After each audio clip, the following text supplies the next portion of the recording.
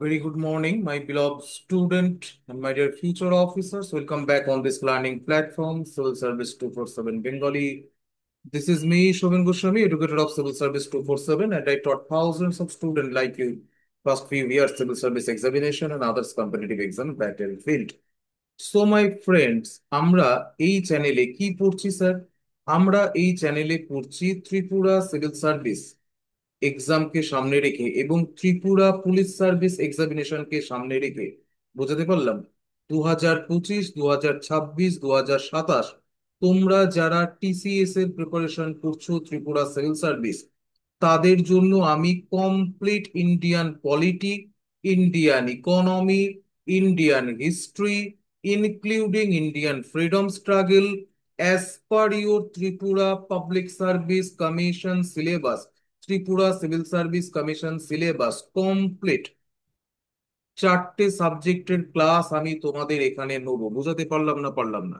তো complete 4 subject যদি preparation করতে হয়, তাহলে কিসের জন্য স্যার? ত্রিপুরা সিভিল সার্ভিস প্রিপারেশনের জন্য।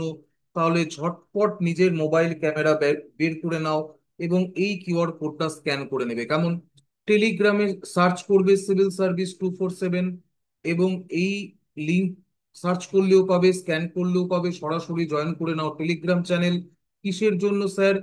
ফ্রি ডেমো ক্লাসের জন্য। এবং তার সঙ্গে আমি ফ্রিতে ক্লাস নিই টেলিগ্রামে, যেখানে তোমরা প্রিপারেশন কন্টিনিউ করতে পারবে আমার সঙ্গে। বোঝাতে পারলাম? ক্লিয়ার? Okay sir. তো একটা ডেমো ক্লাস পাবে আর একটা কমপ্লিট পেড ব্যাচের মতো ফ্রি ক্লাস পাবে। বোঝাতে পারলাম?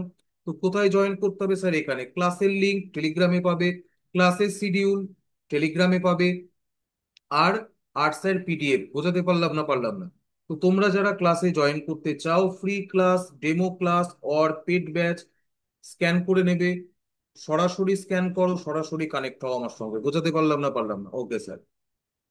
So this is me Shovan Goswami. আগে আমরা পরিচিত হয়েছি স্যার। এর আগের দিন আমরা একটা ক্লাস নিয়েছিলাম, সেটা হলো sir part 1 of the Indian constitution, যেখানে আমরা আর্টিকেল 1 থেকে আর্টিকেল 4 অব্দি ইন ডিটেল ডিসকাশন করেছি। যারা ক্লাসটা দেখোনি, প্রিভিয়াস ক্লাসটা দেখে নেবে। ওকে স্যার। সো টুডে আমরা আজকে ডিসকাশন করব Indian polity and constitution for our upcoming Tripura civil service examination 2025, 2026 or 2027। Sit back, relax and listen to me carefully. Preparation যদি করতে হয়, খাতা পেন নাও, পড়াশোনা শুরু করে দাও। কেমন? একদম। আর আর স্যার ক্লাসটা যদি ভালো লাগে ফ্রেন্ড সার্কেলে শেয়ার করে দেবে। কেমন? ওকে sir. So let's start today's topic. So আজকে আমরা কি পড়বো sir? Today we will going to discuss about most important and crucial topic of our Indian polity constitution, that is preamble of the Indian constitution. So আজকে আমরা প্রিয়াম্বেলের complete এ comprehensive overview নেবো। তোমরা দেখেছো ক্লাসের ওপরে কি স্যার লেখা রয়েছে? টাইটেল, টাইটেল লেখা রয়েছে স্যার প্রিয়াম্বেলের কম্প্রিহেন্সিভ ওভারভিউ। হ্যাঁ স্যার। তার মানে আজকের পর প্রিয়াম্বেল থেকে আগামী 5 বছর ত্রিপুরা সিভিল সার্ভিসে যাই কোশ্চেন জিজ্ঞেস করুক, as a my student, you are all able to answer those questions. Getting my point? So next 40 to 50 minutes, a golden period of our life. So খাতা পেন নাও। কাদের জন্য স্যার? যারা রিয়েলি প্রিপারেশন করছো, যাদের ইচ্ছা আছে জীবনে কিছু করার। কেমন? একদম। বাদে বাকি, বাদে বাকি স্যার ফেসবুক টাইম পাস করো। একদম। দেখো নেক্সট। স্যার আপনার এই কথাগুলো ভালো লাগে না, শোনো। এইবার তো আজকে আমরা পড়বো স্যার প্রিয়াম্বেল। তো প্রিয়াম্বেল স্টার্ট করার আগে আমি দুটো জিনিস তোমাদের বলে নিই sir. What is preamble? Sir বলছি হোয়াট ইজ প্রিয়াম্বেল? হ্যাঁ স্যার বলুন, স্যার বলুন। তো প্রথমে শুনে নাও প্রিয়াম্বেল কি স্যার। তো প্রিয়াম্বেল শব্দের অর্থ হলো স্যার প্রস্তাবনা। কি বেটা? বলছি প্রিয়াম্বেল শব্দের অর্থ হলো স্যার প্রস্তাবনা। এইভাবে কেউ বলবে না। খাতা পেন নাও, লিখতে শুরু করে দাও। ওকে স্যার। তো প্রিয়াম্বেল শব্দের অর্থ হলো প্রস্তাবনা। তো ভারতবর্ষের সংবিধান তুমি যদি দেখো, কনস্টিটিউশন অফ ইন্ডিয়া, তো কনস্টিটিউশন অফ ইন্ডিয়ার প্রথমে দেখবে স্যার একটা পার্ট রয়েছে যেটাকে বলা হয় sir preamble of the Indian constitution. হ্যাঁ স্যার। যেখানে বলা হচ্ছে sir we the people of India having solemnly resolved to constitute India Intra sovereign, secular, socialist, democratic, Republic আমরা দেখবো একটু পরে। তো এই যে প্রিয়াম্বেল, তো সবার আগে স্যার হোয়াট ইজ প্রিয়াম্বেল? প্রিয়াম্বেলের বাংলা অর্থ হলো স্যার প্রস্তাবনা। তো আমরা জানি, আমরা স্যার দীর্ঘদিন ব্রিটিশ অপশাসনে ছিলাম, হ্যাঁ sir. After long time India goat independent 1947।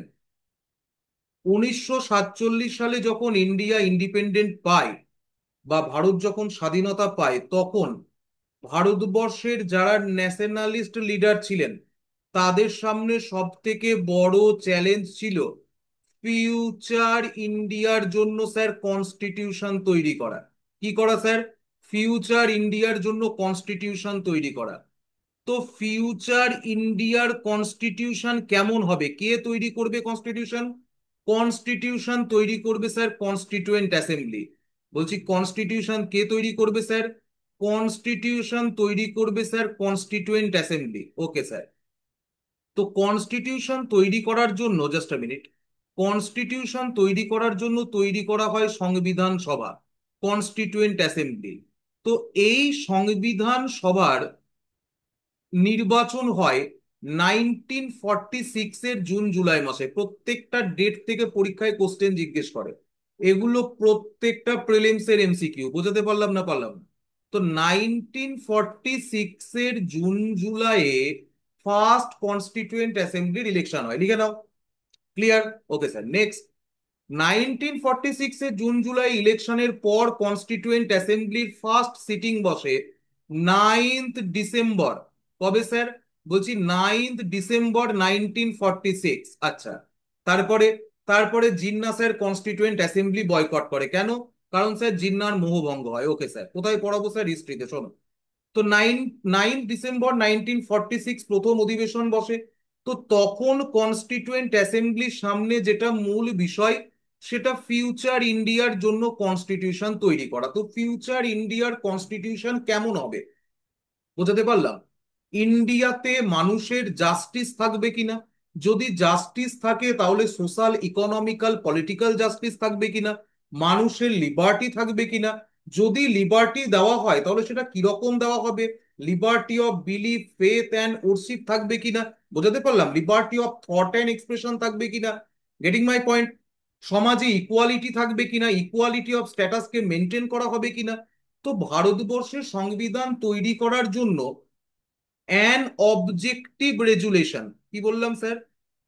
বলছি অ্যান অবজেক্টিভ রেজুলেশন। আমি একটু স্ক্রিনটা ক্লিয়ার করে নিই, তাহলে তোমাদের সুবিধা হবে। কেমন? জাস্ট আ মিনিট, আমি একটুখানি ক্লিয়ার করে দেব। এই পর্যন্ত ক্লিয়ার হয়েছে না হয়নি? এই পর্যন্ত ক্লিয়ার হয়েছে? যদি এই পর্যন্ত ক্লিয়ার হয়ে থাকে, আমি যেটা বলছি লিখে নাও, খাতা পেন নাও, না হলে স্যার বিগ বস দেখো। হ্যাঁ স্যার, বিগ বস দেখো স্যার, গান শোনো, হ্যাঁ ভালো হবে। ফেসবুকে রিল দেখো, না হলে কোনো কাজ হবে না। শোনো বলছি, লেখো, শোনো।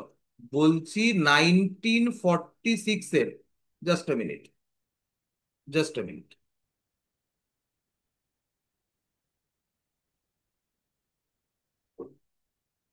দেখো 1946-এর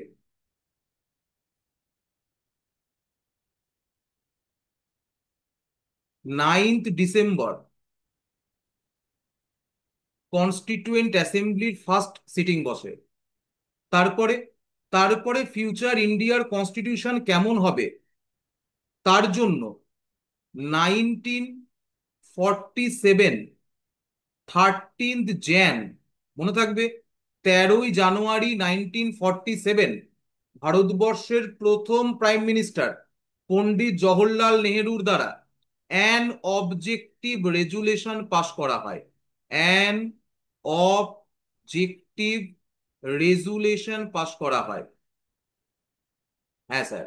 তো অবজেক্টিভ রেজুলেশন কিসের জন্য?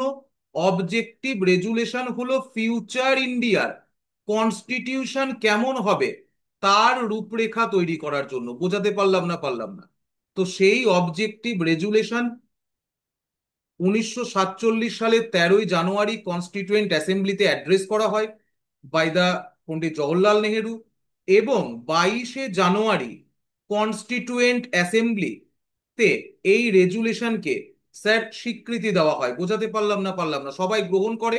22শে জানুয়ারি 1947 কনস্টিটিউয়েন্ট অ্যাসেম্বলি রেকগনাইজ করে যে হ্যাঁ, এটাই হলো ইন্ডিয়ার ফিউচার কনস্টিটিউশনের অ্যান অবজেক্টিভ রেজুলেশন। এবং তার উপর ভিত্তি করে কনস্টিটিউশন স্যার কি করা হয়, পরবর্তীকালে স্যার তৈরি করা হয়। বোঝাতে পারলাম না। তো ইন্ডিয়ান কনস্টিটিউশনকে যদি তুমি দেখো, তাহলে প্রিয়াম্বেল অবশ্যই অ্যান অবজেক্টিভ রেজুলেশন। কেন?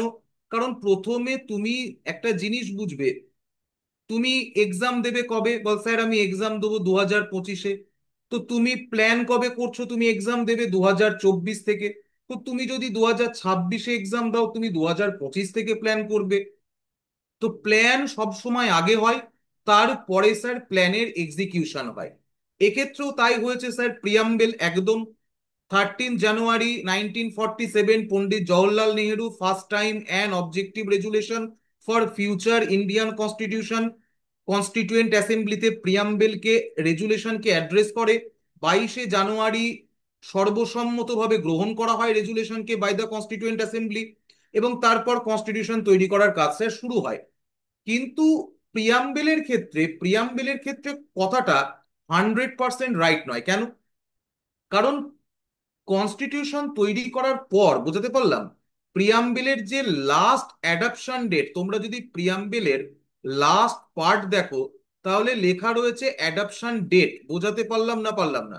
তো প্রিয়াম্বেলের অ্যাডাপশন ডেট কবে স্যার? 26 নভেম্বর 1949। তো কনস্টিটিউশন তৈরি হয়ে যাওয়ার পরে, বোঝাতে পারলাম না, কনস্টিটিউশন তৈরি হয়ে যাওয়ার পরে। তো প্রিয়াম্বেল একদিকে অবজেক্টিভ রেজুলেশন, অন্যদিকে identity card of the Indian constitution. Identity card মানে স্যার পরিচয়পত্র। বোঝাতে পারলাম না।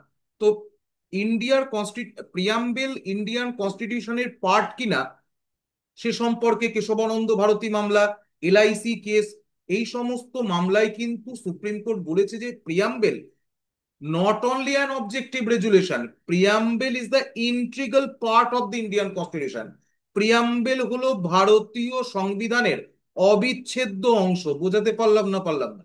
এই পর্যন্ত ক্লিয়ার হয়েছে, স্টোরি ক্লিয়ার হয়েছে, প্রিয়াম্বেলের ব্যাকগ্রাউন্ড ক্লিয়ার হয়েছে। এখনো প্রিয়াম্বেল পড়ায়নি, বলছি শোনো। We the people of India having solemnly resolved to constitute India এখনো পড়ায়নি। এখন পড়ালাম ব্যাকগ্রাউন্ড। ক্লিয়ার হয়েছে না হয়নি? What is preamble, what is the story behind the preamble, picture getting clear or not? এই পর্যন্ত ক্লিয়ার? যদি এই পর্যন্ত ক্লিয়ার হয়ে থাকে লিখবে ইয়েস স্যার। কেমন? বোঝাতে পারলাম না? হ্যাঁ স্যার। এইবার আমরা একটু প্রিয়াম্বেলকে দেখে নেব, যেখানে বলা হচ্ছে sir we the people of India. একদম হ্যাঁ স্যার। তো ফ্রেজ গুলোকে দেখবে, পরবর্তীকালে আমরা প্রিয়াম্বেলের প্রত্যেকটা ফ্রেজকে ডিটেল অ্যানালিসিস করবো আজকে। So with the people of India having solemnly resolved to constitute India into a sovereign socialist secular democratic republic and secure to all citizens justice, social, economic, political, liberty of thought expression, belief, faith and worship, equality of status and opportunity, and promote to among them all fraternity, assuring the dignity of the individual and the unity of the integrity of the nations. In our Constituent Assembly on this 26th day of November 1949, do hereby adopt, enact, and give ourselves to this Constitution. দেখেছো না দেখোনি? তো একটু আগে আমি যে story বলছিলাম, হ্যাঁ স্যার বলছিলেন, বলছি একটু আগে যে স্টোরি বলছিলাম, যে preamble not only a objective resolution তো বটেই, তার সঙ্গে প্রিয়াম্বেলের অ্যাডপশন ডেট দেখেছো? In our constituent assembly on the day of 26 November 1949। মানে কনস্টিটিউশন তৈরি হওয়ার পরে কনস্টিটিউশন অ্যাডপশনের দিন প্রিয়াম্বেলকে স্যার অ্যাডপ্ট করা হচ্ছে একদম। তো 1949, 26 day of November, we are hereby adapt, enact and give our self to this constitution. So preamble আমরা দেখব। We the people of India মানে কি? সোভারিন কথার অর্থ কি? সোশ্যালিস্ট কথার অর্থ কি? সেকুলার কথার অর্থ কি? ডেমোক্রেটিক কথার অর্থ কি? রিপাবলিক স্টেট কাকে বলে? ওয়েস্টার্ন সেকুলারিজমের সঙ্গে আমাদের ইন্ডিয়ান সেকুলারিজমের পার্থক্য কোথায়? ইন ডিটেল বলেছি না? প্রিয়াম্বেল পড়ানোর পর আগামী 5 বছর যাই কোশ্চেন সিভিল সার্ভিস ত্রিপুরা জিজ্ঞেস করুক প্রিলিমসে, you are all of you able to answer those questions. Getting my point? Okay, sir. Next. বলছি তাহলে প্রত্যেকটা আজকে আমরা ডিসকাশন করব what is justice, social, economical, political, what is liberty of thought expression in detail. DNA হবে sir, একদম detail analysis হবে। Okay sir, picture getting clear? এই পর্যন্ত বোঝা গেছে না যায়নি? হ্যাঁ স্যার, এইবার প্রত্যেকটা টার্মিনোলজিকে দেখো। দেখো স্যার, বলছি ফার্স্ট ফার্স্ট আমরা দেখব we the people of India. We the people of India কথার অর্থ কি স্যার? আমরা ভারতের জনগণ। হ্যাঁ, we the people of India mean sir আমরা ভারতের জনগণ। তো জনগণের থেকে পাওয়ার স্যার ডিরাইভ করে কনস্টিটিউশন অফ ইন্ডিয়ায়। তো we the people of India হচ্ছে কি sir? Sovereignty of the people. We the people of India তোমরা ইউএস এর কনস্টিটিউশনও দেখতে পাবে। বলছি ইউএস এর কনস্টিটিউশনের যে প্রিয়াম্বেল সেখানে লেখা রয়েছে we the people of USA. India লেখা নেই স্যার, না, we the people of USA. আমাদের ইন্ডিয়াতে কি লেখা রয়েছে sir? We the people of India. Means means হচ্ছে ইন্ডিয়ার যে ফর্ম অফ গভর্নমেন্ট, ইন্ডিয়ার যে রাষ্ট্র ব্যবস্থা ভারতের, সেটা স্যার ডেমোক্রেটিক নেচার, গণতান্ত্রিক প্রকৃতির। বোঝাতে পারলাম না পারলাম না? It's reflects the participationary nature of the government. হ্যাঁ স্যার, আমরা ইলেক্ট করি, না হলে আমরা নির্বাচিত হই। কি বলছি, আমরা হয় নির্বাচন করি, না হলে নির্বাচিত হই। তো we the people of India exercise our sovereign power by using universal adult franchise. সার্বজনীন সরি সরি সার্বজনীন প্রাপ্তবয়স্কের ভোটাধিকারের মাধ্যমে we are exercise our sovereign power. Getting my point? The phrase we the people of India reflects reflects the inclusiveness. কি প্রতিফলন করে sir? প্রতিফলন করে the collective identity of the all citizen. বোঝাতে পারলাম না পারলাম না? So we the people of India, we the people of India হলো স্যার ক্ষমতার উৎস, সোর্স অফ দ্য পাওয়ার। বোঝাতে পারলাম? We the people of India means democratic nature of governments, participationary form of government, universal adult franchise, হ্যাঁ sir, collective identity of the citizen, and sir, and source of the authority. It's declared that the constitution has been adopted, enacted and given themselves by the people of India. বোঝাতে পারলাম না পারলাম না? তো constitution of India কাদের দ্বারা adopted? We the people of India. কাদের জন্য enacted? We the people of India. কাদের জন্য স্যার কনস্টিটিউশন তৈরি করা হচ্ছে? We the people of India. So we the people of India হলো sir source of the authority. We the people of India হলো sir source of the power. The power derive from we the people of India, and we the people of India exercise দেওয়ার পাওয়ার কিভাবে? By participationary form of government, by exercise their সার্বজনীন প্রাপ্তবয়স্কের ভোটাধিকার, universal adult franchise. Picture getting clear or not? হ্যাঁ sir, clear. So we the people of India মানে বোঝা গেছে না যায়নি? হ্যাঁ স্যার গেছে। নেক্সট নেক্সট নেক্সট হচ্ছে স্যার সবরেন। সোভারিন কথার অর্থ কি স্যার? সোভারিন কথার অর্থ হলো সার্বভৌমিকতা। লিখে নাও। বলছি সোভারিন কথার অর্থ হলো সার্বভৌমিকতা। বলছি সার্বভৌমিকতা মানে, সার্বভৌমিকতার অর্থ হলো চূড়ান্ত ক্ষমতা। সার্বভৌমিকতার অর্থ হলো চূড়ান্ত ক্ষমতা। চূড়ান্ত ক্ষমতা মানে স্যার অ্যাবসুলিউট পাওয়ার। কি বেটা? বলছি অ্যাবসুলিউট পাওয়ার। হ্যাঁ স্যার। তো অ্যাবসুলিউট পাওয়ার কার রয়েছে? অ্যাবসুলিউট পাওয়ার রয়েছে স্যার ইন্ডিয়া। ইন্ডিয়ার রয়েছে স্যার। হ্যাঁ sir, India as A independent country, free from any external and internal control. বোঝাতে পারলাম না পারলাম না? সো ইন্ডিয়া অ্যাজ এ সার্বভৌম state, as a sovereign state, নিজের আভ্যন্তরীণ এবং বাহ্যিক any external affairs and any internal affairs এর ক্ষেত্রে কমপ্লিট ভাবে স্যার চূড়ান্ত ক্ষমতার অধিকারী। কোনো বাহ্যিক সংগঠন, কোনো ফরেন স্টেট, কাউরির দ্বারা স্যার ইন্ডিয়া প্রভাবিত নয়। বোঝাতে পারলাম না পারলাম না? তার মানে স্যার তুমি বলবে UNO sir, United Nations Organisation, অবশ্যই ইন্ডিয়া ইউএনও সদস্য, কিন্তু ইউএনও সব কথা মেনে চলা ইন্ডিয়ার পক্ষে স্যার বাধ্যতামূলক নয়, ম্যান্ডেট নয়। বোঝাতে পারলাম না পারলাম না? মানতেও পারে, না মানতে পারে। বোঝাতে পারলাম না পারলাম না? So India completely independent to take decision from for both external affairs and internal affairs. Picture getting clear? এই পর্যন্ত পরিষ্কার হয়েছে? সো সোভারেইন কথার অর্থ হলো ইন্ডিয়া স্যার চূড়ান্ত ক্ষমতার অধিকারী, ইন্ডিয়া স্যার সভরেন স্টেট। এবং ইন্ডিয়া কবে স্যার সভরেন স্টেট হয়? ইন্ডিয়া সোভারেন স্টেট হয় 1950, 26 jan, যেদিন কনস্টিটিউশন অফ ইন্ডিয়াকে এনফোর্স করা হয়। কনস্টিটিউশন অফ ইন্ডিয়াকে অ্যাডপ্ট করা হয় 1949, 26 নভেম্বর। প্রিয়াম্বেলের লাস্ট পার্টে লেখা রয়েছে। কিন্তু এনফোর্স করা হয়, কার্যকর করা হয় 1940, 26 জানুয়ারি। সেদিন থেকে ইন্ডিয়া স্যার সভারেন স্টেট হয়। তার আগে স্যার ইন্ডিয়ার ডমিনিয়ন স্টেট ছিল। বোঝাতে পারলাম না পারলাম না? সো সোভারিন কথার অর্থ ক্লিয়ার হয়েছে? সোভারিন কথার অর্থ হলো স্যার অ্যাবসোলিউট পাওয়ার, চূড়ান্ত ক্ষমতা।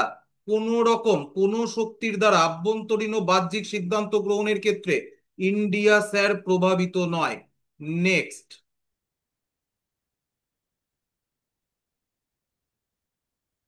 Next, just a minute. So preamble আমরা দেখলাম, we the people of India দেখলাম, সোভারিন শব্দের অর্থ দেখলাম। এবার দেখবো সোশ্যালিস্ট। স্যার এই সোশ্যালিস্ট শব্দের অর্থ, সোশ্যালিস্ট শব্দটা স্যার অরিজিনাল প্রিয়াম্বেলে ছিল না। প্রিয়াম্বেল অরিজিনাল মানে স্যার, অরিজিনাল প্রিয়াম্বেল মানে 13 jan, বলছি 13 jan 1947, যে প্রিয়াম্বেল অ্যাড্রেস করা হয়েছিল বাই দা পন্ডিত জওহরলাল নেহেরু, সেই প্রিয়াম্বেলে ছিল না। মানে বলছি 1949, হ্যাঁ স্যার, বলছি 1949, 26 নভেম্বর, যেদিন কনস্টিটিউয়েন্ট অ্যাসেম্বলি প্রিয়াম্বেলকে স্যার অ্যাডপ্ট করেছিল কনস্টিটিউশন অফ ইন্ডিয়ার সঙ্গে, সেদিনও স্যার সোশ্যালিস্ট শব্দটা ছিল না। ছিল না স্যার, না। কবে অ্যাড করা হয়? অনেক পরে, 42তম সংবিধান সংশোধনের মাধ্যমে। It is added by the 42nd constitutional amendment act 1976 during the emergency period. বোঝাতে পারলাম না পারলাম না? ম্যাডাম ইন্দিরা গান্ধীর সময়, হ্যাঁ sir. It implies the commitment of achieving social and economic equality. তো তুমি দেখবে এরপরে ডিপিএসপি তেও অনেকগুলো চেঞ্জ করা হয় 1976 এর 42তম সংবিধান সংশোধনে। Aims to eliminate the disparity of income, status and opportunity. বুঝতে পারলাম? লক্ষ্য কি ছিল? ভারতবর্ষে যে বৈষম্য রয়েছে, ডিসপ্যারিটি রয়েছে ইনকামের ক্ষেত্রে, স্ট্যাটাসের ক্ষেত্রে, অপরচুনিটির ক্ষেত্রে, তাকে সেগুলোকে দূর করা। কিন্তু দরকার ছিল না স্যার। কেন দরকার ছিল না? কারণ ইন্ডিয়াতে constitution of India article 14, 15, fundamental rights, they are all provides the equal status. বোঝাতে পারলাম না পারলাম না? সাম্যের অধিকার রয়েছে ভারতবর্ষে। এবং ইন্ডিয়ার যে সোশিয়ালিজম, সেটা কিন্তু স্যার রাশিয়ান টাইপ সোশিয়ালিজম নয়। বোঝাতে পারলাম? তো 42nd অ্যামেন্ডমেন্ট অ্যাক্ট 1976-এ সোশ্যালিস্ট শব্দটা প্রিয়াম্বেলে যখন ইউজ করা হয়, তারপর অনেকের মনে হতে পারে যে এটা রাশিয়ান টাইপ সোশিয়ালিজম। না, এখানে রয়েছে স্যার গান্ধিয়ান টাইপ সোশিয়ালিজম। মানে মানে রাশিয়ান টাইপ সোশিয়ালিজমে কি হয়, মার্কসিস্ট সোশিয়ালিজমে কি হয়? মার্কসিস্ট সোশিয়ালিজমে রিসোর্সের ইকুয়াল ডিস্ট্রিবিউশন হয়। বলছি সম্পদের ইকুয়াল ডিস্ট্রিবিউশন হয়। Resource are equally distributed by the state amongst the citizen. বোঝাতে পারলাম না পারলাম না? বাট ইন্ডিয়ার ক্ষেত্রে কি হয়? ইন্ডিয়ার ক্ষেত্রে রিসোর্সের ইকুয়াল ডিস্ট্রিবিউশন নেই, না স্যার।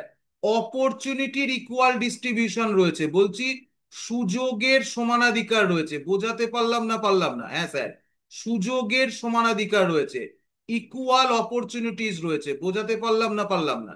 হ্যাঁ, তো ইকুয়াল অপরচুনিটিস রয়েছে কোথায়? ইন্ডিয়ায় রয়েছে স্যার ইকুয়াল অপরচুনিটিস, সুযোগের সমানাধিকার, রিসোর্সের ইকুয়াল বন্টন নেই। তো তোমরা দেখবে প্রিয়াম্বেল যখন পড়বে তখন দেখবে equality of status and opportunity. প্রিয়াম্বেলে তো প্রথমেই লেখা ছিল equality of status and opportunity. তো equality of status and opportunity দেওয়া হয়েছে, তার মানে sir equal status, income status, সমস্ত কিছু ক্ষেত্রে যে ডিসপ্যারিটি ছিল সেটাকে প্রিয়াম্বেলের প্রথমেই দূর করার চেষ্টা করা হয়েছে বাই দ্য কনস্টিটিউয়েন্ট মেকার্স। কিন্তু পরবর্তীকালে 1946-এ, পরবর্তীকালে সরি 1976-এ 42nd কনস্টিটিউশনাল অ্যামেন্ডমেন্টের মাধ্যমে সোশ্যালিস্ট শব্দটা প্রিয়াম্বেলে অ্যাড করার পলিটিক্যাল এজেন্ডা ছাড়া আর কোনো উদ্দেশ্য ছিল না। বোঝাতে পারলাম না পারলাম না?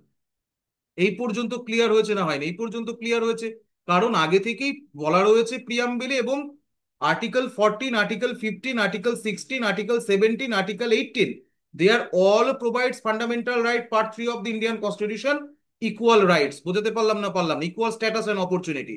So sir it's a only political agenda. Next, next হচ্ছে স্যার সেকুলারিজম। তো সেকুলারিজম শব্দটাও এই 1949-26 নভেম্বর যেদিন প্রিয়াম্বেল কনস্টিটিউশন অফ ইন্ডিয়াকে অ্যাডপ্ট করা হয়, সেদিন অরিজিনাল প্রিয়াম্বেলে ছিল না। না স্যার, সেকুলারিজম শব্দটাকেও অ্যাড করা হয় by the 42nd constitutional amendment act 1976, 1976 সালে। তার মানে স্যার 1976 সালের আগে ইন্ডিয়া স্যার বিফোর সেকুলার ছিল না, ইন্ডিয়া ধর্মনিরপেক্ষ স্টেট ছিল না। একদম ইন্ডিয়া ধর্মনিরপেক্ষ স্টেট ছিল। কেন? কারণ প্রিয়াম্বেলেই বলা হচ্ছে liberty of thought expression, belief, faith and worship. বলা হচ্ছে না, হচ্ছে না, যে তুমি তোমার লিবার্টি অনুসারে, তুমি তোমার ফেথ অনুসারে, তুমি তোমার বিলিফ অনুসারে তুমি নিজের ওরশিপ করতে পারো, তুমি যে কোনো ধর্ম গ্রহণ পালন করতে পারো। সে India is a secular country. গোড়া থেকে। পরবর্তীকালে কেন লেখা হয়েছিল স্যার জানি না, political agenda. Okay sir. Article 25, আচ্ছা, তারপরে আর্টিকেল 25 থেকে article 28, they are all provide the religious right. Article 25-এ বলা হচ্ছে প্রত্যেকটা মানুষের নিজের বিবেকের স্বাধীনতা অনুসারে যে কোনো ধর্ম গ্রহণ পালন করার অধিকার রয়েছে, বাট অ্যাবসলিউট রাইট নয়। যদি তুমি পাবলিক অর্ডার, মোরালিটি ভায়োলেশন করো, তাহলে স্টেট কিন্তু রেস্ট্রিক্ট করতে পারে। বোঝাতে পারলাম না পারলাম না? কিন্তু চলো, সেকুলার শব্দ অ্যাডেড করা হয় by the 42nd constitutional amendment act 1976। বলছি আমি ডটস কানেক্ট করাতে পারছি না পারছি না? আমি বোঝাতে পারছি না পারছি না? Secular before 1976 India sir secular country ছিল। আর্টিকেল 25-28 রিলিজিয়াস রাইটকেই প্রোটেক্ট করা হচ্ছে। বলা হচ্ছে এভরি পার্সন, তুমি যদি মনে করো যে কোনো ধর্ম পালন করো, যদি মনে করো পালন করো না, তুমি তোমার ধর্মকে প্রচার করতে পারো, পালন করতে পারো, প্র্যাকটিস করতে পারো, কোনো অসুবিধা নেই। তো ইন্ডিয়া তো স্যার সেকুলার কান্ট্রি ছিল একদম। কিন্তু 42nd কনস্টিটিউশনাল অ্যামেন্ডমেন্টে সেকুলার শব্দটা প্রিয়াম্বেলে স্যার অ্যাড করা, এবং ফার্স্ট টাইম, মনে রাখবে, ফার্স্ট টাইম প্রিয়াম্বেলকে অ্যামেন্ড করা হয়, এবং লাস্ট টাইম আজ অব্দি প্রিয়াম্বেলকে আর অ্যামেন্ড করা হয়নি। বোঝাতে পারলাম না পারলাম না? Picture getting clear? হ্যাঁ স্যার। তো the state supports all religious without discrimination and respect of faith. তো একটা জিনিস কি স্টেট সাপোর্ট করে একদম। এবার ইন্ডিয়ান সেকুলারিজমের সঙ্গে ওয়েস্টার্ন সেকুলারিজমের পার্থক্য রয়েছে। বুঝতে পারলাম? তুমি এখানে সেকুলার ওয়ার্ড লিখে দিলে by the 42nd constitutional amendment, তো তার মানে অনেকে মনে হতে পারে এটা ওয়েস্টার্ন টাইপ সেকুলারিজম। তো ইন্ডিয়াতে স্যার ওয়েস্টার্ন টাইপ সেকুলারিজম নেই, না স্যার। ইন্ডিয়াতে স্যার ইন্ডিয়ান টাইপ সেকুলারিজম রয়েছে। What is Indian type secularism? আমাকে 2 মিনিট টাইম দাও, আমি একটু এক্সপ্লেন করে দিই। বলছি 2 মিনিট টাইম দাও, এক্সপ্লেন করে দিই। হ্যাঁ স্যার, হ্যাঁ স্যার, করে দাও। এই ছবিটা দেখেছো? ছবিটাতে ক্লিয়ার হয়ে যাবে, দেখো। প্রথমে আমি বলি যে পাশ্চাত্য ধর্মনিরপেক্ষতা কি, what is western type of secularism. Western type of সেকুলারিজমে দুটো এন্টিটি আমরা দেখি। একটা কি, একটা হচ্ছে স্যার স্টেট, ভালো করে বুঝবে। একটা এন্টিটি হচ্ছে sir state, getting my point. আর একটা এন্টিটি হচ্ছে স্যার রিলিজিয়াস গ্রুপ, আর একটা এন্টিটি হচ্ছে sir religious group. Okay, just a minute, just a minute, just a minute. দেখো, একটা এন্টিটি হচ্ছে স্টেট, আর একটা এন্টিটি হচ্ছে স্যার রিলিজিয়াস গ্রুপ। হ্যাঁ স্যার, আর একটা এন্টিটি হচ্ছে স্যার রিলিজিয়াস গ্রুপ। তো বিষয় হচ্ছে ওয়েস্টার্ন সেকুলারিজমের ক্ষেত্রে তুমি কি দেখবে? ওয়েস্টার্ন সেকুলারিজমের ক্ষেত্রে স্টেট অ্যাজ এ স্টেট, বুঝতে পারলাম, তুমি অ্যাজ এ স্টেট কোনো রিলিজিয়ান ফলো করো না করো কিচ্ছু যায় আসে না। বোঝাতে পারলাম না পারলাম না? হ্যাঁ স্যার, কোনো রিলিজিয়ান ফলো করো না করো কিচ্ছু যায় আসে না। As a religious entity church, তারও কিছু যায় আসে না। বোঝাতে পারলাম না পারলাম না? হ্যাঁ স্যার, বলছি চার্চ রিলিজিয়াস এন্টিটি ওয়েস্টার্ন সেকুলারিজমের ক্ষেত্রে তারও কিছু যায় আসে না। স্টেট কিভাবে তার শাসন পরিচালনা করবে কি করবে। আবার রিলিজিয়াস এন্টিটি কিভাবে তার নর্মস তৈরি করবে, রেগুলেশন তৈরি করবে তার রিলিজিয়াস প্র্যাকটিসকে ফলো করার জন্য। এক্ষেত্রে স্যার কমপ্লিট স্টেট এবং রিলিজিয়াস এন্টিটির মধ্যে যেটা রয়েছে সেটা হলো স্যার ডাইভোর্স। বোঝাতে পারলাম না পারলাম না? স্টেট এবং রিলিজিয়াস এন্টিটির মধ্যে কমপ্লিটলি ডাইভোর্স রয়েছে। কোথায় রয়েছে ডাইভোর্স? ডাইভোর্স রয়েছে স্যার কোথায়? ওয়েস্টার্ন সেকুলারিজমের ক্ষেত্রে। ইন্ডিয়ার ক্ষেত্রে কি স্যার? যদি আমরা ইন্ডিয়ার ক্ষেত্রে দেখি, ইন্ডিয়ার ক্ষেত্রে একদিকে রয়েছে স্টেট, একদিকে রয়েছে রিলিজিয়াস এন্টিটি। তুমি কোনো ধর্ম পালন করো, কোনো ধর্ম পালন করো না, কোনো অসুবিধা নেই। বোঝাতে পারলাম না পারলাম না? এই পর্যন্ত তো স্যার এক। তাহলে পার্থক্যটা কোথায়? ওয়েস্টার্ন সেকুলারিজমের ক্ষেত্রেও তাই। অ্যাজ এ রিলিজিয়াস এন্টিটি কিভাবে তার রিলিজিয়াস প্র্যাকটিস ফলো করবে, কিভাবে রিলিজিয়াস রিচুয়ালস ফলো করবে, সেক্ষেত্রেও অ্যাজ এ স্টেট ইন্ডিয়াতে কোনো অসুবিধা নেই, তুমি কমপ্লিটলি ইন্ডিপেন্ডেন্ট রয়েছো। বোঝাতে পারলাম না পারলাম না? কিন্তু বিষয় হচ্ছে, কিন্তু বিষয় হচ্ছে যখনই তোমার রিলিজিয়াস প্র্যাকটিস কোনোভাবে আরেকজনার মরালিটি, হেলথ এবং পাবলিক অর্ডারকে ডিস্টার্ব করবে, তখনই স্টেট এসে তোমার রিলিজিয়াস প্র্যাকটিসকে কন্ট্রোল করবে। তুমি বললে স্যার আমার রিলিজিয়াস হচ্ছে স্যার, রিলিজিয়াস প্র্যাকটিস রয়েছে রাস্তার মধ্যে, পাবলিক প্লেসে। আমি কি করব স্যার? আমি পাবলিক প্লেসে অস্ত্র শস্ত্র নিয়ে স্যার নাচানাচি করব, আমি স্যার পাবলিক প্লেসে ওপেন স্যার বলি দেবো। তো তোমাকে স্টেট বারণ করতে পারে। কেন? কারণ এটা স্যার প্রথমত মরালিটি, দ্বিতীয়ত পাবলিক অর্ডার এর এগেনস্টে। বোঝাতে পারলাম না পারলাম না? তোমার ধরো এমন কোনো রিলিজিয়াস প্র্যাকটিস রয়েছে, তুমি বলছো আমাকে নরবলি দিতে হবে, তো এটা স্যার পাবলিক অর্ডার, মরালিটি এবং হেলথ তিনটেরই এগেনস্টে। বোঝাতে পারলাম না পারলাম না? তো যতক্ষণ পর্যন্ত তোমার রিলিজিয়াস প্র্যাকটিস অন্য কাউরি স্বাধীনতাকে, অন্য কাউরি রিলিজিয়াস প্র্যাকটিসকে ডিস্টার্ব না করে, মানে যতক্ষণ পর্যন্ত তোমার religious practice public order, morality এবং হেলথ তিনটেকে ডিস্টার্ব না করবে, ততক্ষণ পর্যন্ত স্যার নো টেনশন, তুমি তোমার রিলিজিয়াস প্র্যাকটিস করো, ফলো করো, প্রোপেস করো, প্রোপোগেট করো, প্রচার করো, সব করো। কিন্তু যখনই তোমার রিলিজিয়াস প্র্যাকটিস কাউরির মোরালিটি, কাউরির হেলথ অ্যান্ড পাবলিক অর্ডারকে ডিস্টার্ব করবে, then India as a state restrict your religious practice. তোমার যে ধর্মীয় স্বাধীনতার অধিকার রয়েছে তাকে স্যার কন্ট্রোল করবে। বোঝাতে পারলাম না পারলাম না? Picture getting clear or not? তো ওয়েস্টার্ন সেকুলারিজমের সঙ্গে আমাদের ইন্ডিয়ান সেকুলারিজমের এখানে পার্থক্য। এই পর্যন্ত ক্লিয়ার হয়েছে? এটা আরো ডিটেলে তোমাদের পড়াবো যখন আমি পড়াবো sir article 25, religious freedom, fundamental rights, part 3 of the Indian constitution. এই পর্যন্ত ক্লিয়ার? তারপরে যে ট্রাম প্রিয়াম্বলে তোমরা দেখবে সেখানে লেখা রয়েছে ডেমোক্রেসি। ক্লাস একটু লম্বা হবে। বোঝাতে পারলাম? যাদের মনে হবে স্যার একটু বোর হচ্ছে তারা একটু পজ করে নেবে, পরে আবার সময় করে দেখবে, না হলে স্যার গুলিয়ে যেতে পারে। কেমন? হ্যাঁ স্যার, একটু ঘুরে ফিরে নাও আবার এসে দেখবে। কিন্তু আমি তো স্যার কমপ্লিট করিয়ে দেবো ক্লাস আজকে প্রিয়াম্বেল। এরপর থেকে প্রিয়াম্বেলে আর কোনো স্যার কোশ্চেন থাকবে না। Democratic, the government derives the authority from the will of the people. তো ডেমোক্রেটিক শব্দের অর্থ কি? ডেমোক্রেটিক শব্দের অর্থ হলো স্যার গণতন্ত্র। হ্যাঁ স্যার। তো ডেমোক্রেসি শব্দটা এসেছে sir, democra democracy, just a minute.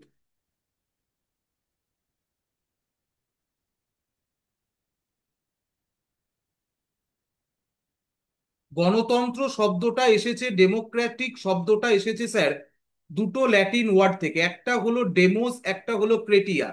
একটা হলো স্যার ডেমোস, আর একটা হলো স্যার ক্রেটিয়া। বোঝাতে পারলাম না পারলাম না? তো ডেমোস শব্দের অর্থ হলো স্যার জনগণ, আর ক্রেটিয়া শব্দের অর্থ হলো স্যার শাসন। তো ডেমোক্রেসি শব্দের অর্থ হলো স্যার জনগণের শাসন, গণতন্ত্র। তো যেখানে স্যার পিপিল অফ ইন্ডিয়া, জনগণ যে কোনো দেশেরই মূল ক্ষমতার উৎস। তো the government derives the authority from the will of the people. তো গভর্নমেন্ট কে চালাবে, সরকার কে তৈরি করবে, সেটা ডিপেন্ড করে স্যার জনতা জনার্দনের উপর, উইল অফ দ্য পিপল, জনতার উপর। কেমন? একদম। People elect their representative through the universal adult franchise. তো পিপল কিভাবে স্যার তার ডেমোক্রেটিক পাওয়ারকে ইউজ করবে, তার গণতান্ত্রিক পাওয়ারকে ইউজ করবে? ডেমোক্রেসি টু টাইপের হয়, একটা হচ্ছে ডাইরেক্ট ডেমোক্রেসি, একটা হচ্ছে স্যার ডাইরেক্ট ডেমোক্রেসি, আর একটা হচ্ছে স্যার ইনডাইরেক্ট ডেমোক্রেসি। তো আমাদের ইন্ডিয়াতে যেটা রয়েছে সেটা হলো স্যার ইনডাইরেক্ট ডেমোক্রেসি। আমাদের ইন্ডিয়াতে যেটা রয়েছে সেটা হলো পার্টিসিপেশারি ফর্ম অফ গভর্নমেন্ট, পার্টিসিপেশারি ডেমোক্রেসি, কেমন একদম ইনডাইরেক্ট ডেমোক্রেসি। তো ইনডাইরেক্ট ডেমোক্রেসিতে আমরা কি দেখবো? ইনডাইরেক্ট ডেমোক্রেসিতে আমরা দেখবো স্যার, ইনডাইরেক্ট ডেমোক্রেসিতে আমরা তো সবাই স্যার শাসন কার্যে অংশগ্রহণ করি না, না। তো হয় আমরা স্যার নির্বাচিত হই, নেতা হয়ে যাই, না হলে স্যার কি করি, নির্বাচন করি। হ্যাঁ স্যার, একদম সাধারণ মানুষ হয়ে যায়, আম আদমি। হ্যাঁ স্যার। তো বিষয় হচ্ছে জনগণের হাতে রয়েছে মেন পাওয়ার। তো জনগণ তার যে পাওয়ার, ডেমোক্রেটিক পাওয়ার, গণতান্ত্রিক পাওয়ার, তাকে কিভাবে ইউজ করবে? Through the universal adult franchise, মানে সার্বজনীন প্রাপ্তবয়স্কের ভোটাধিকারের মাধ্যমে। এবং ডেমোক্রেসিতে কি থাকে স্যার? পার্লামেন্টারি ডেমোক্রেসি, যেমন ভারতবর্ষে আমাদের রয়েছে পার্লামেন্টারি ফর্ম অফ গভর্নমেন্ট। কেমন একদম? হ্যাঁ স্যার। তো পার্লামেন্টে যে দল স্যার নিরঙ্কুশ সংখ্যাগরিষ্ঠতা পায়, সেই দলের যিনি নেতা বা নেত্রী, তিনি স্যার ভারতবর্ষের প্রধানমন্ত্রী হয় এবং স্যার সরকার গঠন করে। হ্যাঁ স্যার। তো ইন্ডিয়াতে কি রয়েছে? ডেমোক্রেসি রয়েছে। এই পর্যন্ত ক্লিয়ার না? ক্লিয়ার না? তাহলে একদম ক্লিয়ার স্যার, আগে বলুন। আগে বলবো? হ্যাঁ স্যার, শোন। নেক্সট, নেক্সট হচ্ছে sir Republic. Sir Republic state কাকে বলে? রিপাবলিক স্টেট, আজকে চুপ করে শুনে নাও, জীবনে ভুল হবে না। শোনো, বলছি, the head of the state. শোনো, the head of the state, আজকের পর যদি কেউ জিজ্ঞেস করে the definition of republic state, বলবে the head of the state either elected directly or indirectly, or indirectly. যদি ডাইরেক্টলি নির্বাচিত হয় অর ইনডাইরেক্টলি নির্বাচিত হয়, মেনলি ইলেক্টেড হলেই হলো। The head of the state যদি ইলেক্টেড হয়, তাহলে তাকে আমরা বলবো স্যার রিপাবলিক স্টেট। যেমন, যেমন ইন্ডিয়ার ক্ষেত্রে হেড অফ দ্য স্টেট কে স্যার প্রেসিডেন্ট অফ ইন্ডিয়া। তো president of India elected by the people. বল স্যার, আমি তো কোনোদিন প্রেসিডেন্ট অফ ইন্ডিয়ার ভোট দিইনি। পঞ্চায়েতের ভোট দিয়েছি স্যার, বিধানসভার ভোট দিয়েছি স্যার, লোকসভার ভোট দিয়েছি স্যার। স্যার প্রেসিডেন্ট অফ ইন্ডিয়ার ভোট তো দিইনি না। প্রেসিডেন্ট অফ ইন্ডিয়া ইন্ডিয়াতে ইলেক্টেড হয় ইনডাইরেক্টলি। বোঝাতে পারলাম? ইলেকটোরাল কলেজের মাধ্যমে। কারা নির্বাচন করে স্যার? আমরাই নির্বাচন করি। কিভাবে?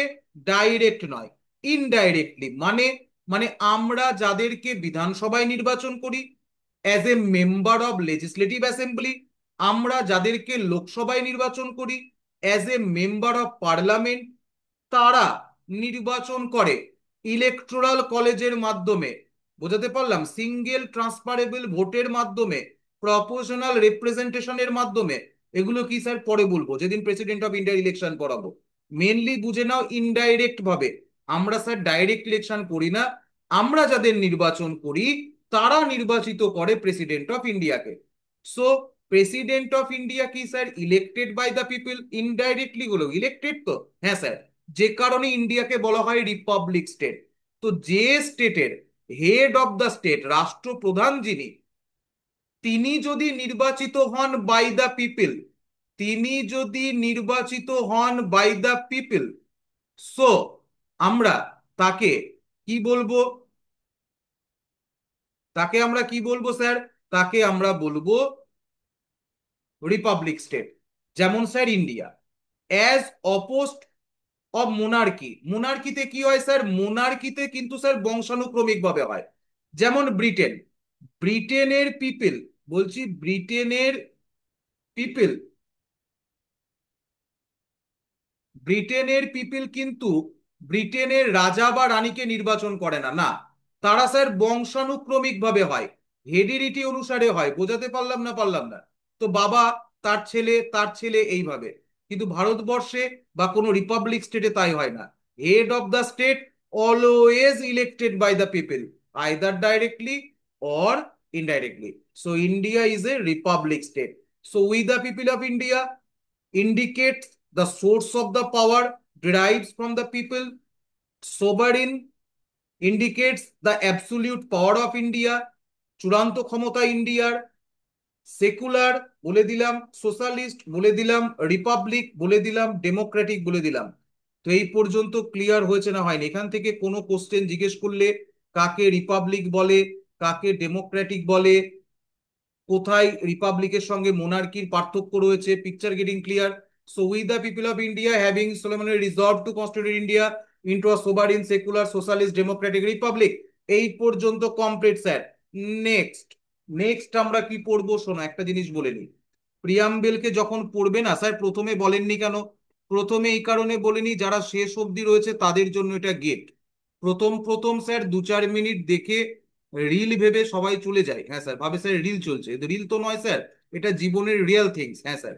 সো প্রিয়াম্বেলকে যখন পড়বে একটা গোল্ডেন স্টেটমেন্ট দিয়ে দিই শোনো, সারা জীবন মনে রাখবে। প্রিয়াম্বেলের প্রথম যে পার্টটা দেখছো না, যেখানে বলা হচ্ছে we the people of India having solemnly resolved to constitute India into a sovereign secular democratic republic, এটা হলো sir what is India. India কি? তোমাকে যদি যদি কেউ জিজ্ঞেস করে হোয়াট ইজ ইন্ডিয়া, তো তুমি বলবে India is a sovereign state, India is a secular state, India is a Democratic state, India is a Republic state. তো এটা হলো হোয়াট ইজ ইন্ডিয়া।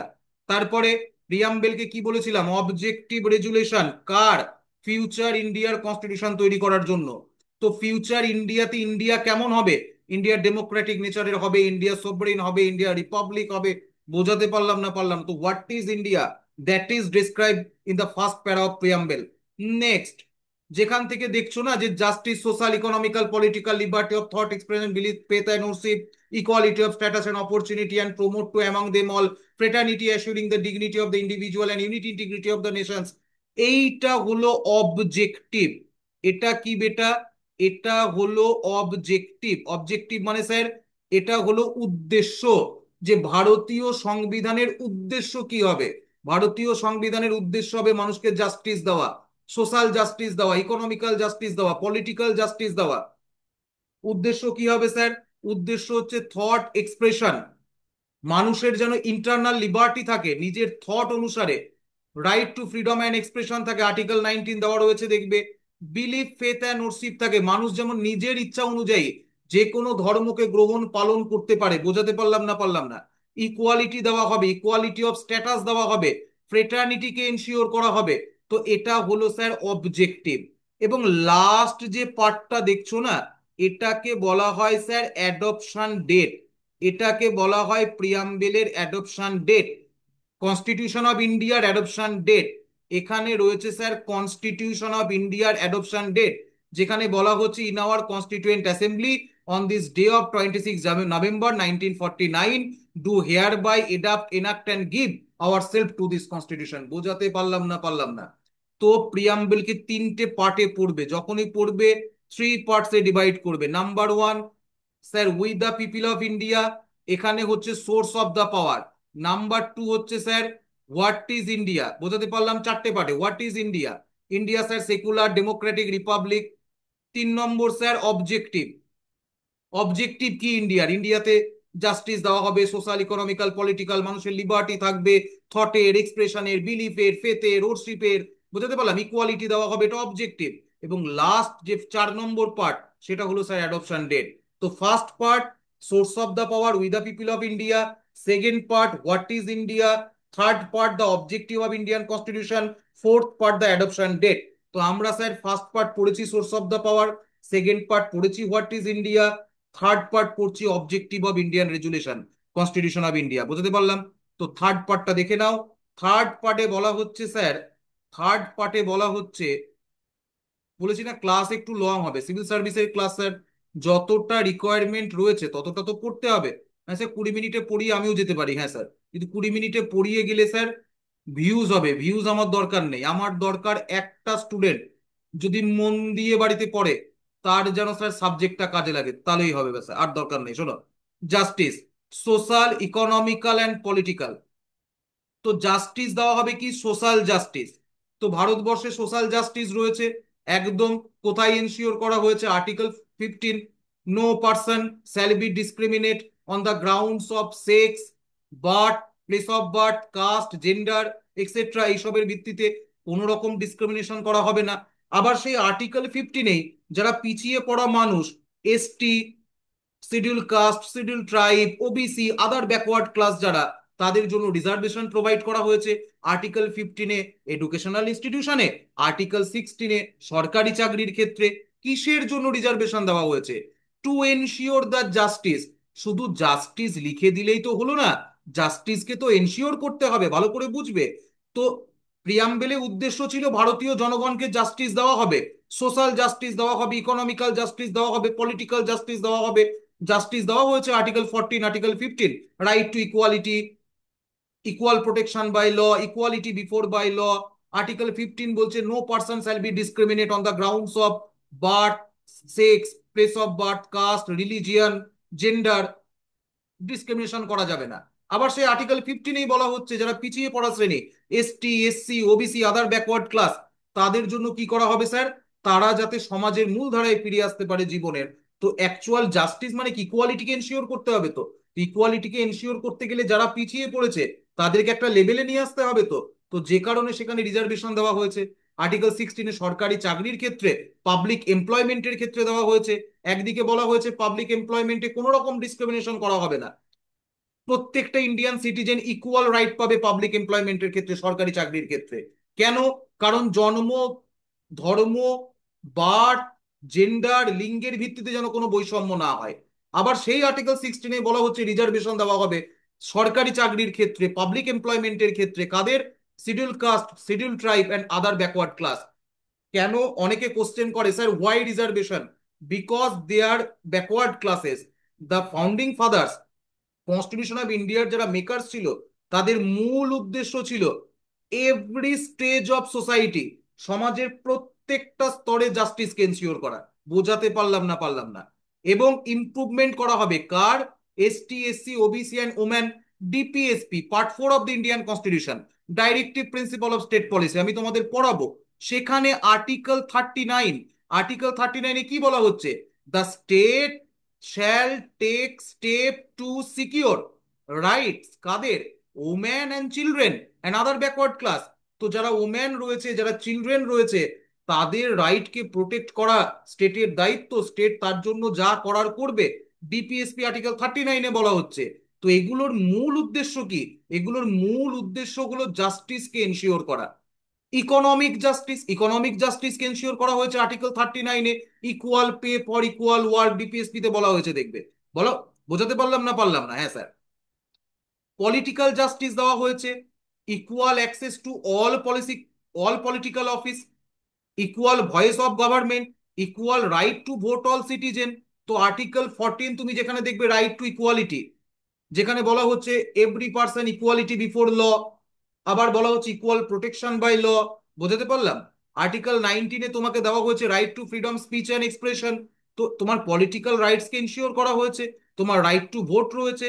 তো ইন্ডিয়াতে social justice, economical justice and political justice, তিনটেকে sir ensure করা হয়েছে। এবং সেটা কোথায় বলা হয়েছিল যে এনশিওর কোথায় করা হয়েছে? পার্ট 3-তে, পার্ট 4-এ এবং rest of the কনস্টিটিউশনে।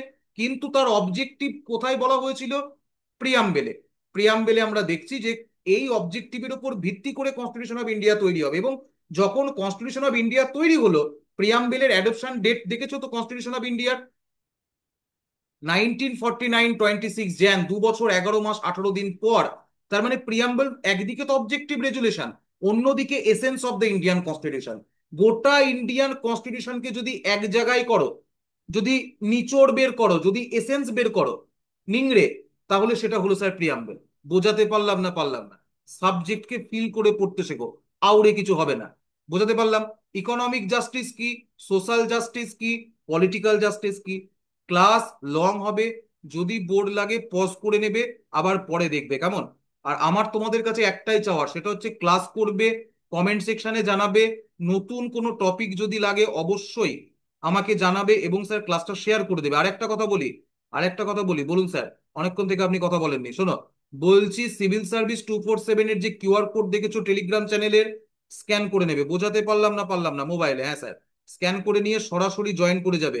Start your preparation journey with me. বোঝাতে পারলাম? হ্যাঁ স্যার। যদি আজ নয় তো কখনো নয়, শুরু আজ থেকে করো। নেক্সট তো আমরা দেখে নিলাম sir social justice, economical justice, political justice. Next দেখবো লিবার্টি। তো লিবার্টি দেওয়া হয়েছে, লিবার্টি অফ থট দেওয়া হয়েছে, লিবার্টি অফ এক্সপ্রেশন দেওয়া হয়েছে, লিবার্টি অফ বিলিফ দেওয়া হয়েছে, লিবার্টি অফ ফেথ দেওয়া হয়েছে, লিবার্টি অফ ওরশিপ দেওয়া হয়েছে। তো প্রিয়াম্বেলে বলা হচ্ছে ফিউচার ইন্ডিয়ার যে কনস্টিটিউশন তৈরি করা হবে, বেটা ভালো করে শোনো। বলছি ফিউচার ইন্ডিয়ার যে কনস্টিটিউশন তৈরি করা হবে, বল স্যার আপনার ম্যাপ দেখলে ভয় লাগে, লাগুক, মনের চোখ দিয়ে দেখো। ফিউচার ইন্ডিয়ার যে কনস্টিটিউশন তৈরি করা হবে সেখানে মানুষকে লিবার্টি দেওয়া হবে। দেওয়া হয়েছে স্যার, একদম দেওয়া হয়েছে। Article 19 part 3 of the Indian constitution, যেখানে তোমার রয়েছে right to freedom speech and expression, যেখানে তোমার আর্টিকেল 25, যেখানে দেওয়া হয়েছে তোমার রিলিজিয়াস রাইট, যেখানে তোমার নিজের বিলিফ অনুসারে, ফেথ অনুসারে তুমি ওরশিপ তৈরি করতে পারবে। তো ইন্ডিয়া, আমি বারবার কি বলছিলাম, প্রিয়াম্বেল একদিকে অবজেক্টিভ রেজুলেশন, অন্যদিকে identity card of the Indian constitution. Identity card কি? তুমি তৈরি হওয়ার পর, ধরো তুমি একজন সরকারি পদাধিকারী, তারপর তো তুমি আইডেন্টিটি কার্ড পাবে।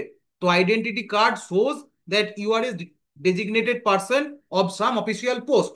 তো বিষয় হচ্ছে, এবার ধরো যদি আইডেন্টিটি কার্ডটা পাল্টে দেওয়া হয়, তাহলে কি তুমি পাল্টে যাবে? বল না স্যার, আমি তো পাল্টাবো না, কারণ আমার থেকে আইডেন্টিটি কার্ডের সৃষ্টি। ঠিক সেরকম প্রিয়াম্বেল হলো sir essence of the Indian constitution. প্রথমে অবজেক্টিভ, অবজেক্টিভ অনুসারে পুরো কনস্টিটিউশনকে স্যার কিন্তু তৈরি করা হয়েছে বাই দ্য কনস্টিটিউশন ফ্রেমার্স। তো আমরা দেখলাম liberty, thought and expression, belief, faith and worship রয়েছে আর্টিকেল 25-এ। আর্টিকেল 19 আমাদের রয়েছে liberty of thought and expression, একদম। তো লিবার্টি ভারতবর্ষে রয়েছে স্যার, প্রিয়াম্বেলে রয়েছে একদম লিবার্টি, আমরা দেখলাম। আচ্ছা, কিন্তু এই লিবার্টি কি স্যার অ্যাবসলিউট লিবার্টি? অ্যাবসলিউট মানে নিরঙ্কুশ sir. Right to freedom speech and expression রয়েছে মানে যা খুশি তাই বলবো না। পাবলিক অর্ডারকে তুমি ডিস্টার্ব করতে পারবে না, তুমি এমন কিছু বললে পাবলিক অর্ডার ডিস্টার্ব হয়ে গেল না। ফরেন স্টেটের সঙ্গে রিলেশন ডিস্টার্ব হয়, তুমি এমন কিছু বলতে পারবে না, স্টেট তোমাকে কন্ট্রোল করবে। বোঝাতে পারলাম না পারলাম না? 3 নম্বর, 3 নম্বর হচ্ছে যে তুমি এমন কিছু বললে তাতে ইনসাইটমেন্ট অফ অফেন্স হলো, তো স্টেট কন্ট্রোল করবে। তো সাম রিজনেবল গ্রাউন্ডস রয়েছে যাতে স্টেট কন্ট্রোল করতে পারে তোমার লিবার্টিকে, কিন্তু রিজনেবল গ্রাউন্ড ছাড়া বাদবাকি ক্ষেত্রে স্যার তোমার লিবার্টি রয়েছে। বোঝাতে পারলাম না পারলাম না? নেক্সট হচ্ছে equality, equality of status and opportunity. মনে আছে আমি তোমাদের পড়াতে গিয়ে বলেছিলাম যে সোশ্যালিস্ট শব্দটা অ্যাড করা হয়েছে by the 42nd constitutional amendment 1976, অনেক পরে। তো ভারতবর্ষে সোশ্যালিস্ট শব্দ অ্যাড করার দরকার ছিল না, কারণ ইন্ডিয়াতে প্রথম থেকেই স্যার ইকুয়ালিটিকে এনশিওর করা হয়েছে। ইকুয়ালিটি অফ স্ট্যাটাস অ্যান্ড অপরচুনিটির কথা বলা হয়েছে। কোথায় বলা হয়েছে? পার্ট 3-তে বলা হয়েছে, জানো তো? Part 3 enforceable by the court.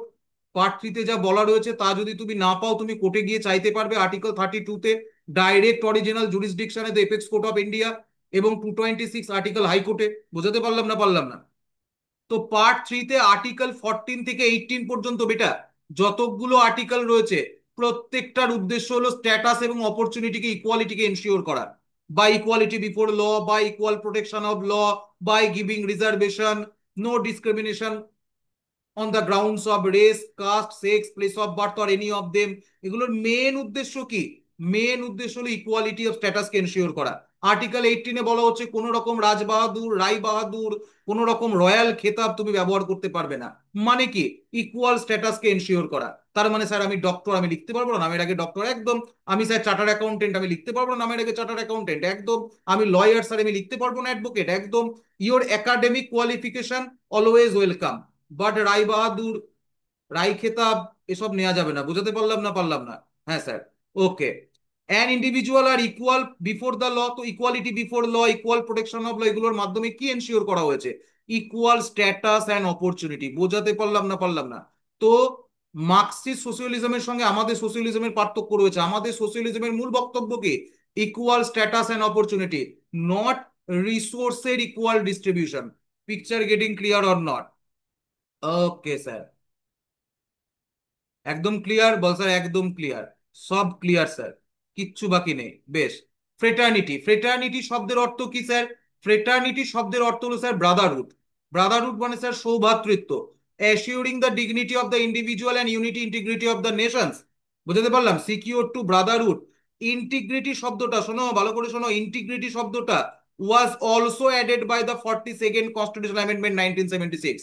প্রিয়াম্বেলকে first time এবার এবং আজ অব্দি লাস্ট টাইম প্রিয়াম্বেলকে কোনোদিন অ্যামেন্ড করা হয়নি। প্রিয়াম্বেলকে ফার্স্ট টাইম অ্যামেন্ড করা হয় 1976 সালে। বোঝাতে পারলাম? তাই heavy powerful prime minister madam Indira গান্ধীর টাইমে, যখন স্যার ইমার্জেন্সি প্রভিশন চলছিল, ইমার্জেন্সি পিরিয়ড চলছিল। তো সেখানে 3টে জিনিস প্রিয়াম্বেলে অ্যাড করা হয়। 1 সোশ্যালিস্ট, 2 সেকুলার, এবং 3 হচ্ছে ইন্টিগ্রিটি। বোঝাতে পারলাম না পারলাম না? These are thrice MCQ multiple time asked by public service commission Tripura. তো মনে রাখবে, প্রিলিমসে পরীক্ষায় কিন্তু স্যার জিজ্ঞেস করবে। কেমন, এই পর্যন্ত ক্লিয়ার হয়েছে না হয়নি? বলে হ্যাঁ স্যার, এই পর্যন্ত ক্লিয়ার হয়েছে। Okay sir. তো এগুলো স্যার সিভিল সার্ভিস এক্সামিনেশনের স্যার পিওয়াই কিউ এমসিকিউ। কেমন, লাস্ট এইবার আমরা স্যার প্রিয়াম্বেলের লাস্ট পার্টে চলে এসেছি। প্রিয়াম্বেলের চারটে পার্ট বলেছি: we the people of India, source of the power part one, part two, India is a democratic, socialist, secular republic state. Part 3, objective regulation, justice, social, economical, political, liberty of thought, expression, belief, faith and worship, equality of status and opportunity, and promote among them all fraternity, assuring dignity of the people, unity, integrity of the nations. Third part, last part হলো fourth part, ক্লাসের শেষ অংশে চলে এসেছি sir. Date of the adoption of the constitution, the preamble of the state, যেখানে বলা হচ্ছে November 26, 1949 প্রিয়াম্বেলকে sir adopt করা হয়, কনস্টিটিউশনকে অ্যাডপ্ট করা হয়, এবং constitution of India came into force, enforce করা হয় January 26, 1950। সো আজকের ক্লাসে আমি আশা করছি প্রিয়াম্বেল থেকে তোমাদের কোনো অসুবিধা থাকার কথা নয়। নেক্সট পরীক্ষায় কোশ্চেন জিজ্ঞেস করে, is the preamble part of the Indian constitution? এতক্ষণ ধরে আপনি বললেন preamble sir an objective resolution, আপনি বললেন preamble sir essence of the Indian constitution. তো preamble is the part of the Indian constitution আপনি বললে হবে না স্যার, রিলায়েবল অথরিটি থেকে বলতে লাগবে একদম। তো রিলায়েবল অথরিটি সব থেকে ভারতবর্ষে apex court of India, supreme court of India. Berubari union case হয় 1960। বেরুবাড়ি একটা জায়গা, আমি পরে লেটার অন একদিন কেস নিয়ে ডিসকাশন করব। এখন আলোচনা করতে গেলে স্যার ক্লাস আরো লং হবে এবং তোমাদের বিষয়টা অনেকটা গুলিয়ে যেতে পারে। তবু আমি দু লাইনে বলে দিই, বেরুবাড়ি 1960-তে জলপাইগুড়ি থানা 12 রিজিয়নের একটা জায়গা, যেটা তৎকালীন সময় এখন যেটা বাংলাদেশ তখন ছিল পূর্ব পাকিস্তান। তো পূর্ব পাকিস্তানের সঙ্গে ভারতের জায়গাটাকে দেওয়া নিয়ে, সিসিড করা নিয়ে সুপ্রিম কোর্টে তৎকালীন ভারতবর্ষের যিনি রাষ্ট্রপতি ছিলেন ডক্টর রাজেন্দ্র প্রসাদ, এবং তিনি কনস্টিটিউয়েন্ট অ্যাসেম্বলির সভাপতিও ছিলেন। বুঝতে পারলাম? তো বিষয় হচ্ছে doctor Rajendra Prasad first prime sorry doctor Rajendra Prasad first president of India supreme কোর্টের কাছে প্রেসিডেন্সিয়াল রেফারেন্স চাই 1960-তে। প্রেসিডেন্সিয়াল রেফারেন্স এই কারণে চাই যে ইন্ডিয়ান গভর্নমেন্টের কি অথরিটি রয়েছে যে ভারতবর্ষের কোনো একটা অঞ্চলকে অন্য কোনো বিদেশি রাষ্ট্রের, বোঝাতে পারলাম, অন্য কোনো বিদেশি রাষ্ট্রের ড্রাফটিং কমিটির চেয়ারপারসন ছিল বাবা সাহেব আম্বেদকর, আর কনস্টিটিউয়েন্ট অ্যাসেম্বলি চেয়ারপারসন ছিল স্যার ডক্টর রাজেন্দ্র প্রসাদ। পরবর্তীকালে স্যার ভারতবর্ষের প্রথম প্রেসিডেন্ট হয় একদম। এবং প্রথম প্রেসিডেন্ট হয়ে 1960-তে যখন বেরুবাড়ি মামলা সামনে আসে, যখন বেরুবাড়ি ইনসিডেন্ট সামনে আসে, যখন দেখা যায় যে পেপারে গন্ডগোল হয়েছে, পেপার অনুসারে এটা পূর্ব পাকিস্তানেরই পাওনা, কিন্তু রয়ে গেছে ভারতের মধ্যে, তখন ইন্ডিয়ান গভর্নমেন্ট বলে চলো পাকিস্তান গভর্নমেন্টকে জায়গাটা দিয়ে দেওয়া হোক।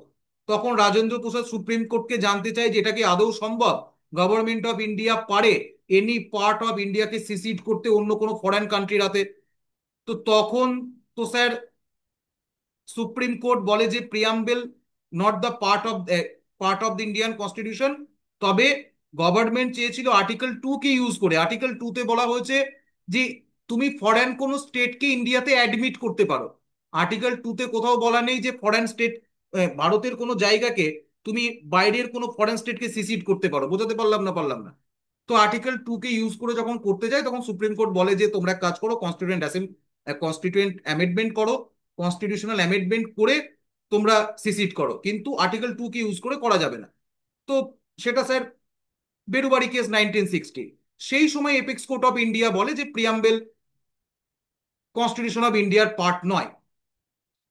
কেশবানন্দ ভারতী মামলা 1973, দ্য ল্যান্ডমার্ক জাজমেন্ট, যে দিনটাকে বলা হয় the save of democracy day, সেই মামলায় যেখানে বেসিক স্ট্রাকচার অফ ইন্ডিয়ান কনস্টিটিউশনের ফার্স্ট টাইম এভিউলেশন করে এপেক্স কোর্ট অফ ইন্ডিয়া, যে ভারতবর্ষের কনস্টিটিউশন অফ ইন্ডিয়ার একটা বেসিক স্ট্রাকচার রয়েছে, সেই কেশবানন্দ ভারতী মামলায় সুপ্রিম কোর্ট বলে যে preamble integral part of the Indian constitution. তো পরীক্ষায় যদি জিজ্ঞেস করে যে কোন মামলায় বলা হয় প্রিয়াম্বেল পার্ট নয় ইন্ডিয়ান কনস্টিটিউশনের, তো আনসার হবে বেরুবাড়ি ইউনিয়ন কেস 1960।